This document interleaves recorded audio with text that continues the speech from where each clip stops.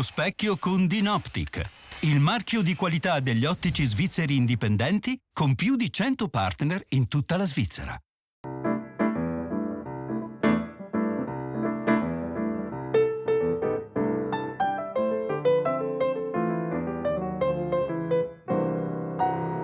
Buonasera, l'importante è avere un piano, sostiene il nostro ospite, ma un piano ce l'abbiamo anche noi, e come? Cioè intrufolarci nel teatro di Chiasso con Lo Specchio per agganciare un musicista che ama giocare con la musica, e così facendo ci emoziona anche, e come. E lui però non fa proprio solo musica, è il concertista, fa televisione, scrive libri, fa teatro, e Wikipedia addirittura lo definisce uno showman, però direi basta, ma davvero basta con le etichette, anche perché lui è uno che le dribbla tutte le etichette, perché lui è Stefano Bollani.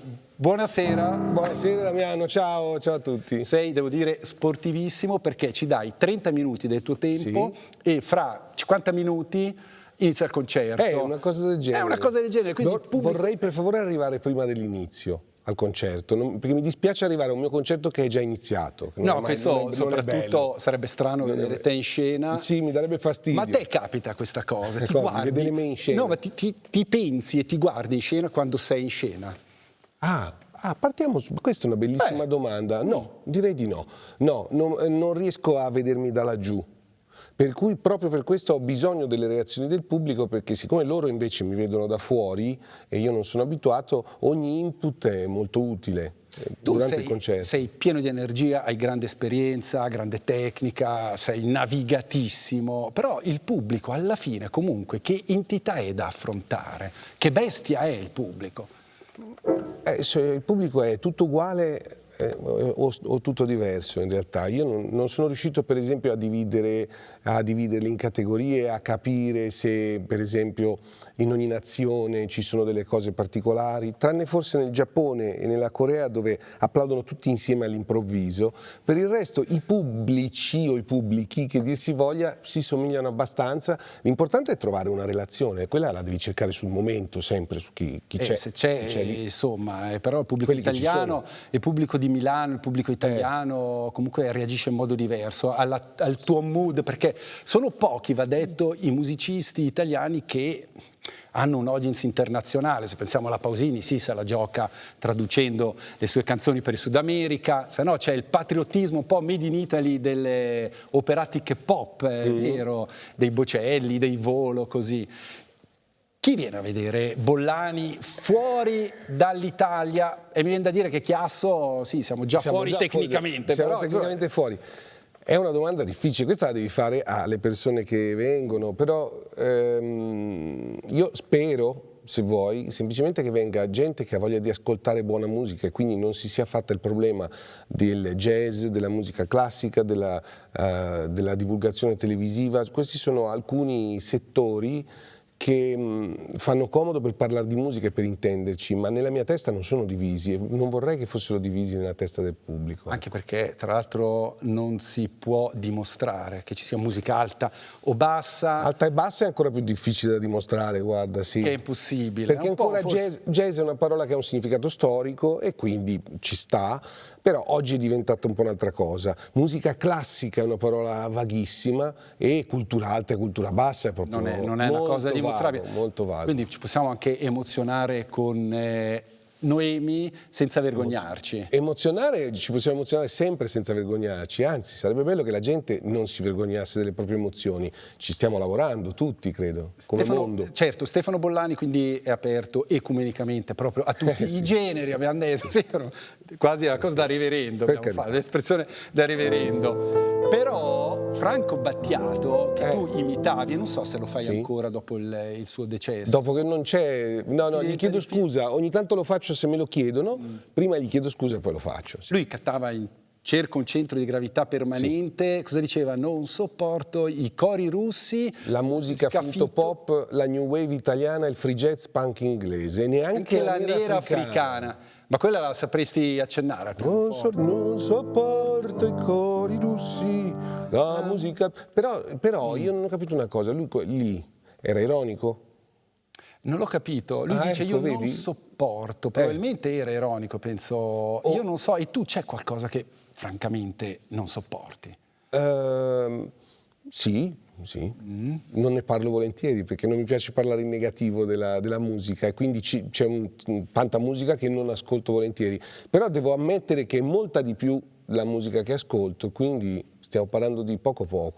Stefano Bollani, che cosa ha imparato al Conservatorio di Firenze, diploma 1993, se non sbaglio portando Debussy e Liszt? E io ho letto un avverbio in una tua intervista che era abbastanza forte, diceva subdolamente: io suonavo il jazz e non potevo dichiararlo quasi. Allora, ma com'è possibile che in un tempio della musica come il Conservatorio tu ti facevi i problemi a dire a me piace il jazz e tu nascondevi sto fatto qui, ma perché?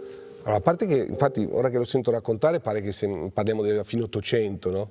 Però in realtà era così, era gli anni '80 a Firenze, c'era una specie di pregiudizio per cui il jazz ti rovina le mani. Ma veramente, cioè suonare jazz ti rovina le mani. Naturalmente, come in tutti i pregiudizi, bisogna andare a capire da dove arriva dal fatto che in alcuni casi per suonare certe cose devi inventarti una tecnica differente. Molti musicisti di jazz se la sono inventata ascoltando gli altri sui dischi e di conseguenza magari non sono ortodossi. Vedi Thelonious Monk, no? Okay? Che apparentemente è uno che non sa suonare il pianoforte, in realtà è uno che si è inventato una tecnica adatta per fare delle cose che nessuno faceva. Tutto qua. Per cui c'era un pregiudizio che diceva quando uno poi suona jazz poi mette le mani in maniera sbagliata. Invece sul pianoforte ci sono tante maniere corrette di mettere le mani, tant'è vero che esistono le scuole pianistiche. Io per esempio ho studiato all'interno della scuola pianistica napoletana, ma ci sono anche i russi che sono molto forti e mettono la mano in maniera diversa. Quindi questa ortodossia del conservatorio un po' ti andava stretta, però alla fine sì, almeno è utile per capire quello che non si vuol fare, no? Sì, l'accademia si impara per rinnegarla alla fine. Anche, no, ma poi devo anche dire che io mi sono divertito a fare il conservatorio e a dover fare lo slalom in questo modo perché in pratica avevo il ruolo di Pierino. No? Ero quello all'interno della classe che faceva il bizzarro, che la sera andava a suonare e improvvisare, no? Quindi alla fine devo dirti era anche piacevole essere Pierino. Beh, immagino, in casa potevi fare il Pierino, tuo papà era quando eri un ragazzino com'era? Severo? Mio papà era Pierino. È un Pierino lui. Quando era ragazzino sì, è scappato dal collegio un paio di volte, sì. Però i miei genitori devo dire che non avevano particolari interessi musicali, erano molto contenti di vedermi studiare il pianoforte, quindi avevano capito che il conservatorio mi stava un po' stretto, sì. Perché ogni tanto si sentono, adesso non vorrei prenderla troppo larga, ma ogni tanto si levano dei cori più che in difesa, quasi in esultanza del patrimonio operistico italiano, della grande tradizione, che per carità è veramente fenomenale. Però questi proclami non rischiano di virare a volte un po' pericolosamente in una sorta di protezionismo culturale, ideologico e quasi di casta? Porca miseria. Non saprei, perché ho capito dalla domanda che ti stai riferendo a qualcosa forse di preciso che io non so. A certi proclami in difesa, insomma un po' di retorica in difesa della classica a fronte di chi come te invece se la gioca rompendo gli schemi. Ma hai mai sofferto di questo? Ti hanno mai messo un po'? No, però penso che ci vogliano anche quelli, perché se non ci fossero quelli che forse sbrigativamente chiameremmo i conservatori, sia in politica, conservatori, non conservatori, i conservatori sia in politica che in arte, li chiameremmo così, se non ci fossero loro non ci sarebbe chi vuole rompere gli schemi, perché non ci sarebbe nessuno schema da rompere. E quindi devo dire, Pierino crescendo ha imparato che è importante che ci siano entrambe le cose. Chi ti ha insegnato a giocare nella vita? Mio padre abbastanza, direi, e poi credo di avere un'attitudine abbastanza innata al gioco. Io penso che nasciamo effettivamente con dei talenti, ma anche con delle predisposizioni molto forti che poi preferibilmente andranno ad emergere, perché se non emergono poi si crea una questione. Adesso non vorrei entrare in teorie di Wilhelm Reich o di psicoterapia, ma in effetti certe cose premono. Per esempio la mia voglia di far musica e di star su un palco premeva a tal punto che se me l'avessero frustrata o se l'avessi frustrata sarei stato male. Certo. E per questo posso dirti che invece io sono stato sempre molto bene e quindi ho preso sempre tutto come un grande gioco. La musica per me era un gioco combinatorio e lo è tuttora. La prima volta ce l'hai un motivetto che appunto ti riporta proprio alle prime cose che facevi quando eri un ragazzino. Beh sì, c'è una sonatina di Clementi che...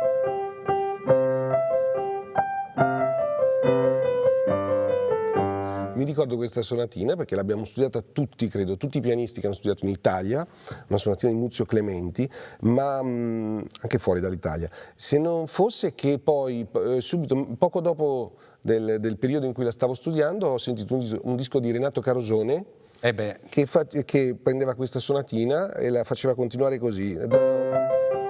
Uguale.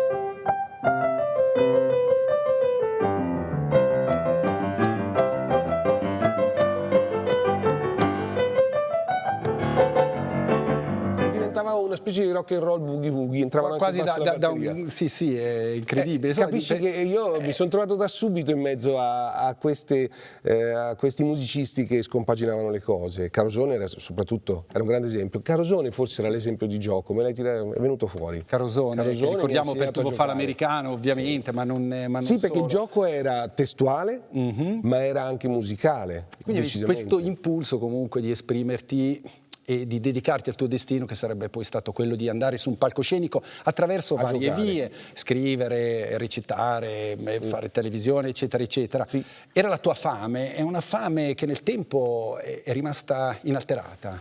Sì. Si orienta verso cose differenti sempre per non annoiarsi, perché la fame sa che non può mangiare sempre la stessa cosa, altrimenti non è divertente.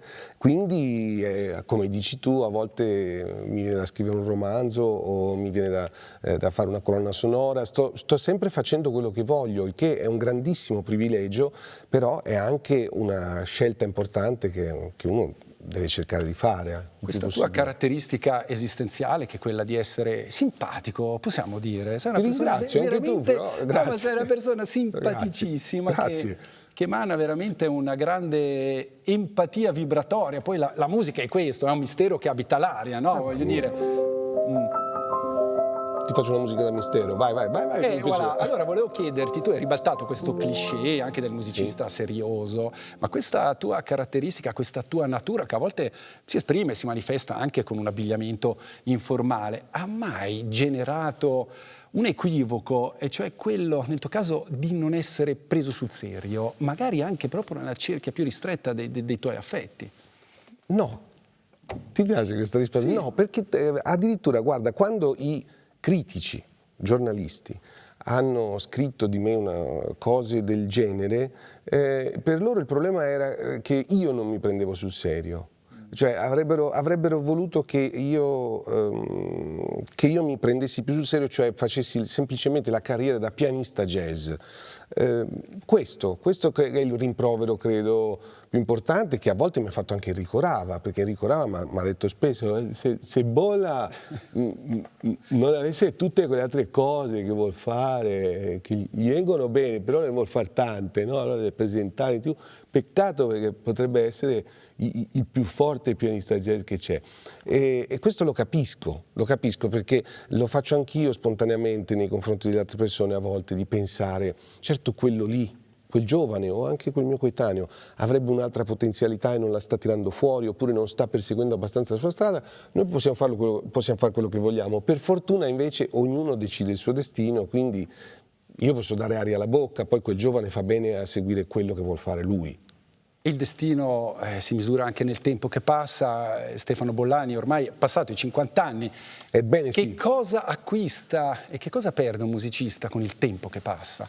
Un musicista, non so, ti posso dire di me che io sono così contento di aver compiuto 50 anni, ma non sai, perché è quel momento in cui finalmente quando una persona ti racconta una cosa tu puoi dire: senti, guarda, ho 50 anni, cioè non è inutile che mi vieni a dire, cioè c'è questa possibilità di avere un vissuto, di poterselo permettere, che a me fa molta simpatia. E ti dico anche che mi sono raggiunto, nel senso che io da bambino mi sentivo un po' più vecchio dell'età che avevo. Io ho iniziato a 15 anni a suonare dal vivo, sentivo un po' vecchio, i miei coetanei parlavano di altre cose, ascoltavano altre cose, ma anche leggevano altre cose e mi sono sentito spesso più vecchio dell'età che avevo. Adesso penso di avere 50 anni, sia qui che fuori. Cioè, poi sono anche un bambino, naturalmente, certo. però anche un cinquantenne, tutte e due. Non si può sapere quindi se il meglio l'hai già dato artisticamente parlando, se lo stai dando oggi, se lo darai magari questa sera, sarà il concerto memorabile di Stefano Bollani, o se lo darai in futuro. Questo davvero non si può sapere. No, e non è neanche un argomento, perché io cerco di dare il meglio sempre, in questo momento mentre parlo con te e poi anche stasera quando suono, quindi in realtà il problema non si pone. Sei autocritico con te stesso? Sì, però con me stesso, e quindi non vado in giro a raccontare le critiche che mi faccio. E critiche non ne sono arrivate tante, devo dire, in generale. Beh, negli anni qualcosina, insomma, ti ha mai ferito? Sì, un paio di volte sono rimasto male. Perché ci puoi ricordare perché è rimasto male, in che occasione? Beh, c'ero rimasto male perché quando mi dispiaceva, e forse mi dispiacerebbe tuttora, venire preso per insincero. Perché penso che sia molto bello vedere i musicisti sul palco fare musica proprio perché sono sinceri, perché stanno facendo la cosa che amano, e questo è un grande esempio per chi va a sentirli. Poi può non piacerti la musica, ma vedi uno che fa quello che ama, no? Che è raro, capita, cioè pensa ai film porno per esempio, non è vero, la gente non sta facendo davvero quella cosa, quindi è raro vedere uno che fa quella cosa lì, quindi non so perché poi arrivano del film porno che mi ha distratto. È davvero? Sì. Mi ha distratto un po'. Adesso stavo per farti una domanda, me la autocensuro. Stefano Bollani, poi capita ovviamente che arrivano i premi. Allora, guardando la lista dei premi che hai ricevuto, davvero impressionante: cittadino onorario di Napoli, Gonfalone d'Argento, Regione Toscana, Commendatore della Repubblica, c'è anche, se non sbaglio, Sultano Gran Visir del Sultanato dello Swing. Sembra una loggia esoterica, ma è tutta lì a Sanremo. Sono dei simpaticoni capitanati da Freddy Colt che hanno creato il Sultanato dello Swing. Poi c'è anche ambasciatore della rivista Topolino, tu sei stato protagonista di 3, se non sbaglio, numeri di Topolino con l'alter ego di Paperefano Bolletta. Paperefano Bolletta. È un amico di Paperino che ovviamente non naviga in grandi acque, si capisce. Beh, ci sta, tu sei un personaggio anche fumettoso. Sì, ma poi era il mio soprannome, venuto in mente ora mentre lo dicevamo, era il mio soprannome da ragazzo, Bolletta. Avevo molti amici di Ferrara. Ehi Bolletta, dove andiamo? Invece a New York com'è che storpiano il tuo nome? Stefano, Stefano. Sì, Stefano, tutta la vita. Vabbè, ma questi sono titoli, alcuni più seri, altri meno, però che possono essere anche affettivamente importanti per te, ma alla fine, ecco, il riconoscimento comunque istituzionale per te conta in che modo? Commendatore della Repubblica Italiana, attribuito dal Presidente. Io ancora non ho capito come sia potuto succedere, quindi in più devo dire quando mi è stato conferito ho anche pensato, lì sì, che fosse presto, ho pensato commendatore è un signore che ha superato una certa età, invece poi mi hanno spiegato che non è vero, è commendatore anche Beatrice Rana, per esempio, che è molto più giovane di me ed è una pianista favolosa. Ti dico, sì, lì per lì ho pensato, oh my God, e poi ho capito che ero in ottima compagnia. Per esempio, fra i commendatori della musica ci sono 2 amici cari come Nicola Piovani e Franz Di Cioccio, batterista della PFM. Sì. Per cui quando ho capito che ero in questa compagnia, c'è Paolo Fresu, se non mi sbaglio, e Beatrice, mi sono detto, stai zitto e accetta. Ma che comunità è quella dei musicisti che sanno comunicare così bene quando sono sul palco? Poi non so se a parole se la giocano e se la intendano. La comunità dei musicisti è una bella comunità, c'è bella gente, posso dirti, perché diciamo fuori dal palco possono avere i problemi che hanno tutti, però sul palco si crea quel momento magico per cui stai suonando insieme e stai cercando di fare bella musica. È difficile che l'ego prenda il sopravvento. Sto parlando naturalmente di musicisti che ho avuto il piacere di conoscere e sto parlando di musicisti famosissimi. Cicorea, Gagliano, Riz Ortolani corrisponde? Riz Ortolani, sì, ho suonato per Riz. E l'ego l'hai lasciato in Italia quando sei andato in Brasile, sei andato in Sud America e dopo Jobim, abbiamo letto sui giornali, sei il secondo musicista al mondo che ha portato un pianoforte a coda in una favela. Tu che sei un uomo che difende e porta i valori della dignità umana, il confronto con la miseria e la povertà in che modo ti ha toccato? Guarda, la cosa più importante lì, il tema di quel concerto era non tanto andare a portare la cultura in una zona povera del Brasile, quanto a far stare la stessa sera insieme i poveri della favela e i ricchi, cosiddetti ricchi per capirci. I poveri sono davvero poverissimi, i ricchi è un modo di dire, sono quelli che abitano in città, i playboy li chiamano. Per lo più naturalmente questi ricchi sono bianchi e nella favela ci sono i neri naturalmente.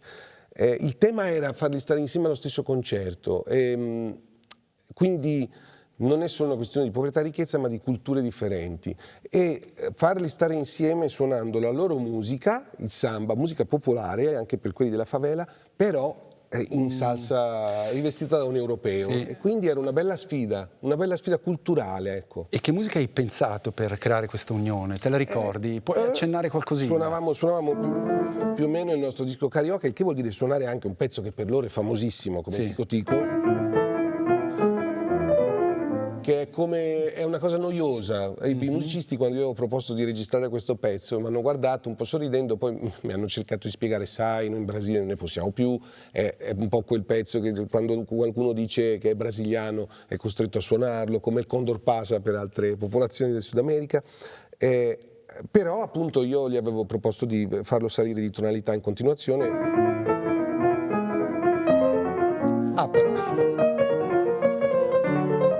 Per cui con questa sorpresa anche loro si sono molto divertiti.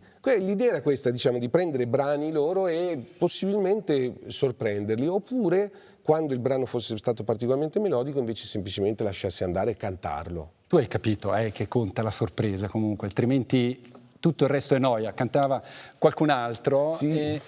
E quindi volevo capire il tuo approccio con le partiture, magari le partiture della classica. Le segui come un Vangelo oppure sei un mistificatore che può anche suonare un forte quando in partitura c'è l'indicazione pianissimo? L'elemento sorpresa per me è importante perché devo sorprendermi io. Sono il primo, perché altrimenti non posso pretendere di sorprendere qualcun altro, e quindi devo cercare di non annoiarmi, e quindi io faccio sempre cose diverse anche per questo, e anche in serata, se suono lo stesso pezzo della sera prima, cerco un'altra maniera di farlo. Questo poco si confà al pianista classico, che invece tendenzialmente una volta che crede di aver capito come suonare quel brano di Ravel, lo vuole suonare sempre possibilmente in quel modo.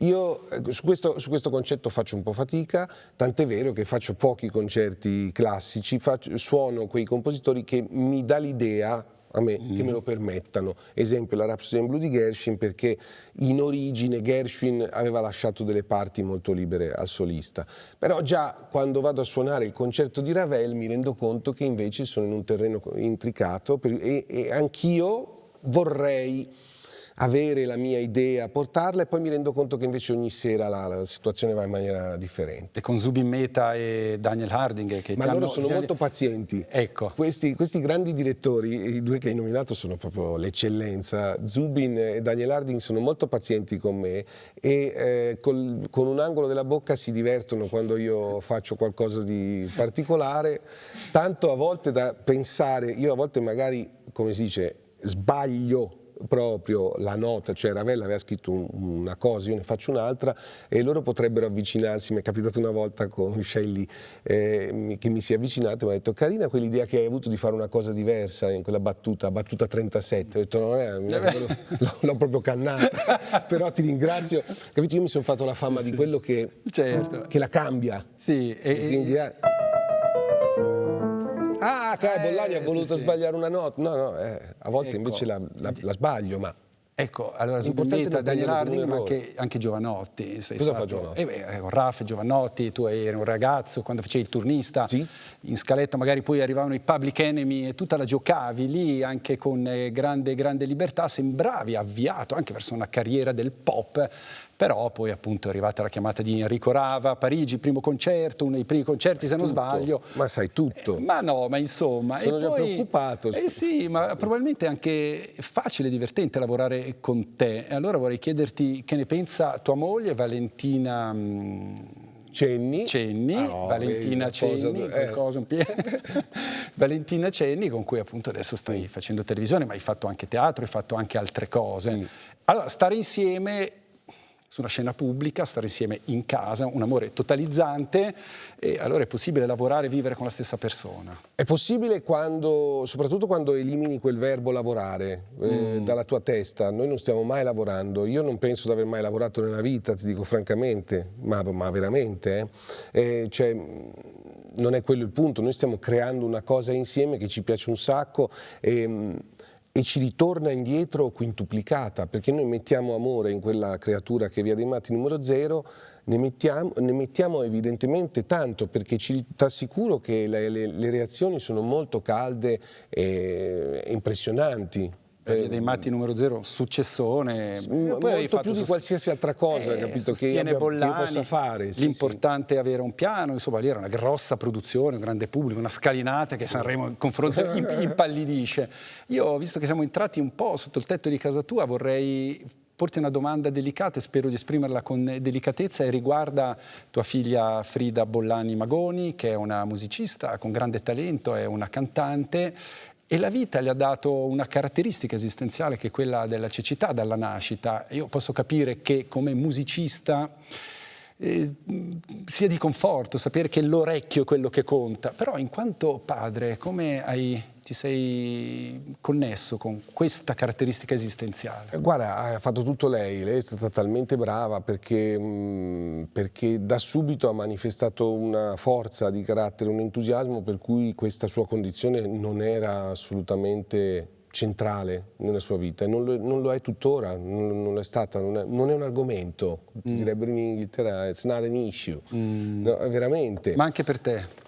Adesso sì, ovviamente sai, lì per lì, quando abbiamo capito che non avrebbe mai visto, perché è una malattia rara su cui si sta facendo poca sperimentazione, perché sono troppo pochi ad averla, è una forma di retinite. Sì, lì per lì, vabbè, è inutile che te lo dica, certo che il primo pensiero è stato mia figlia non vedrà mai le nuvole, però appunto lei da subito si è applicata al mondo dei suoni, e poi soprattutto ha vissuto questa cosa come una possibilità, la possibilità di guardarsi dentro meglio, evidentemente. Sai, Omero non ci vedeva, pare, e guarda caso è quello che ha fondato la nostra cultura scrivendo l'Iliade e l'Odissea, perché si guardava dentro. Gli indovini spesso non ci vedevano nella tradizione greca, no? Tiresia credo non ci vedesse, se non mi sbaglio, perché in questo modo ti guardi dentro. Io penso che quel mito abbia motivo d'essere, lo rivedo in Frida. E per te il buio cos'è? Tu che vivi sotto i riflettori. Guarda, più che il buio ti parlerei di silenzio. Il silenzio mi piace molto. Il buio di conseguenza, forse, perché in effetti a casa nostra, a casa mia di Valentina, ora che mi ci fai pensare, una luce così forte non ci sarebbe mai a nessuna ora. Viviamo molto volentieri, proprio perché abituati alle luci forti della TV o del palco, in penombra e anche in silenzio. Adesso sembra la casa di Dracula. No, ma certo. Però no, è vero, perché per il resto della giornata c'è molta luce e molta musica. Stefano, come ci si avvicina a un pianoforte? Come avvicini il tuo corpo a un pianoforte? E vorrei capire anche tua figlia come si avvicina a un pianoforte, in che modo lo corteggiate? Mia figlia ha un talento mostruoso che io non avevo da bambino, quindi ne vengo sempre affascinata, e quindi si è avvicinata al pianoforte naturalmente, e altrettanto naturalmente non si schioda di lì. Penso sia la stessa cosa. Il corpo, cioè come corteggi questo strumento che ha una massa, che ha una presenza? In che modo ti avvicini a un pianoforte? Guarda, io, ecco, per esempio, l'ho sempre trovato molto amico il pianoforte, per cui mi avvicino vedi? È questo il mio rapporto. Non arrivo ad appoggiare il bicchiere qua, come farebbe il pianista di piano bar o il posacenere, questo no, non ce la faccio, anche se il pianoforte non è il mio, non ci riesco, ho troppa paura di rovinarlo. Però ecco, il rapporto è molto friendly, tant'è che mi piace suonarlo anche dentro, suonare le corde se possibile, quindi sì, ho un buon rapporto. Poi tieni presente che noi ogni volta fronteggiamo un pianoforte diverso. Esatto. Questo però è bello, perché... Questo Steinway, giusto? Questo è uno Steinway Songs, però ogni Steinway poi è diverso. Non è questo che cosa ti comunica come timbro sonoro? Questo per esempio è molto, molto raffinato, l'ho trovato, l'ho appena sfiorato per ora, parlando con te, Però questo è molto raffinato, non dipende credo solo dall'acustica, è proprio lui. E a me questo piace. Mi piacerà magari domani uno Yamaha molto squillante. Perché si dice no, che Yamaha sono squillanti, quindi sarebbero perfetti per i jazz. Poi, Sì, alla poi fine, dipende insomma, dal modello, non lo sai mai, dipende da come è tenuto lo strumento. Gira Però molto, sempre di più sto Fazioli. Fazioli è un'eccellenza è il tuo piano. Un po', se tu dovessi portarti un pianoforte sull'isola deserta, non si può, è una domanda che non si può fare. È difficile, proprio perché cambia ogni sera, è difficile. Anche quello di casa mia non sarebbe lui, perché mi piacciono di più alcuni pianoforti che ho incontrato rispetto a quello che ho a casa. È difficile, New York, però Fazioli è sicuramente un miracolo italiano, cioè è un marchio che in pochissimi anni è alla pari con questo qua. Questo è un marchio storico. Però in realtà mi è rimasta dentro la canzone perché hai detto pianista di piano bar, sono un pianista di piano bar. Tu nei tuoi concerti spesso chiedi in platea, dai, accennatemi qualcosa, ed incredibilmente tu sai fare tutto, anche se buttano delle posate per terra, tu ti ci improvvisi sopra. Senza... La magia, questa è magia. Questa è la magia. Ma la magia, come ben sai, la magia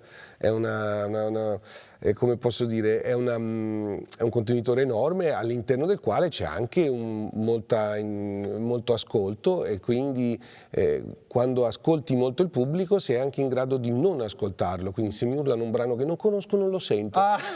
Magia. E quindi no, sono pianista di piano bar, la sapresti evocare. Sono pianista di piano bar, non me la ricordo mica, io mi ricordo piano man.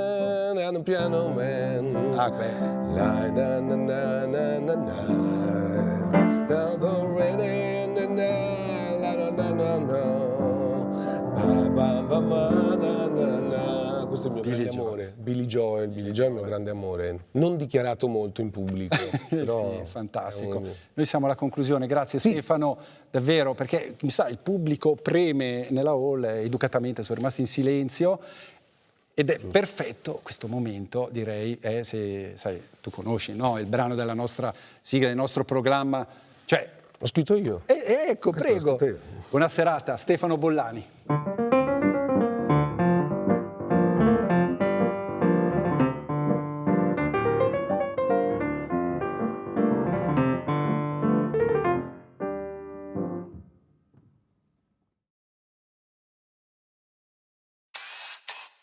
Lo specchio con Dinoptic, il marchio di qualità degli ottici svizzeri indipendenti con più di 100 partner in tutta la Svizzera.